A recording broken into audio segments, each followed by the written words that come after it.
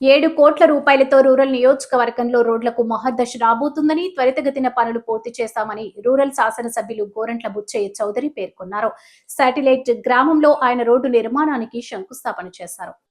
NH5 నుండి పాత బొమ్మూరు వరకు via police quarters, Pidingoyyi, Kavalagoyyi, Buchayya Nagar, Pittalavani Cheruvu, satellite city, ABC బ్లాక్లు, హుకుంపేట పంచాయతీ, డి బ్లాక్, పాత బొమ్మూరు వరకు 3.5 కోట్ల రూపాయలతో నూతనంగా నిర్మించే సీసీబీటీ రోడ్లకు శంకుస్థాపన చేశారు.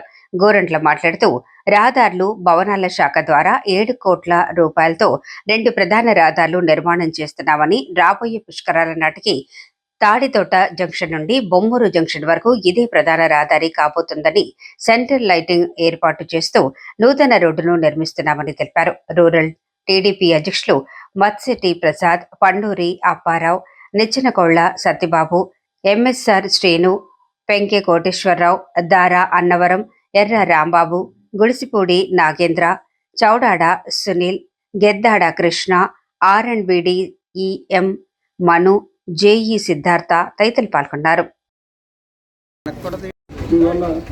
ఒకటి మంచి వాతావరణం రావాలి.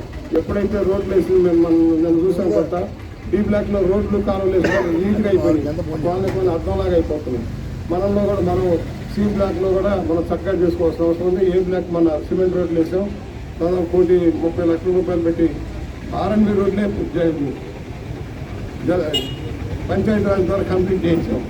RNB గ్రాంట్ లేట్ అవుతుంది. అందుకని ఈ రోడ్డు కంపల్సరీగా అర్జెంటుగా ENC గారితో మాట్లాడి ఒక్కసారి పుష్కరాల్లో ఇది అయిపోవాలి. మాకు పెళ్లి పరిస్థితులు అయిపోవాలి. జంక్షన్లు అన్నీ కూడా ఇంప్రూవ్ చేయాలి. ఈ రోడ్డు కూడా ఒకటి ఉంది, RNB రోడ్డు. మరో రోడ్డు ఉంది, రెండు కూడా ఒకటి శాంక్షన్ అయింది, ఒకటి MNRGSలో సిమెంట్ రోడ్డు వేసుకెళ్ళిపోతుంది. అప్పుడు మెయిన్ రోడ్లన్నీ అయిపోతాయి. వాళ్ళు ఏదైతే అయిపోయిందో స్కూల్ ముందు నుంచి వెళ్ళే రోడ్డు ఈ కనుక అయిపోతే కొంచెం పరిశుభ్రమైన వాతావరణం వస్తుందని ఆలోచన చేస్తున్నాం. జలజీవన్ మిషన్ ఎదురుగా వస్తుంది. జలజీవన్ మిషన్ వస్తే అప్పుడు ఇంటింటికి కుళాయి వేసి గోదావరి నీళ్ళు ఇచ్చే కార్యక్రమం కూడా అమలవుతుంది. ప్రధానమైన సమస్య హౌసింగ్ సమస్య ఉంది. ఇటుకో ఇల్లు కంప్లీట్ చేస్తాము. నిన్న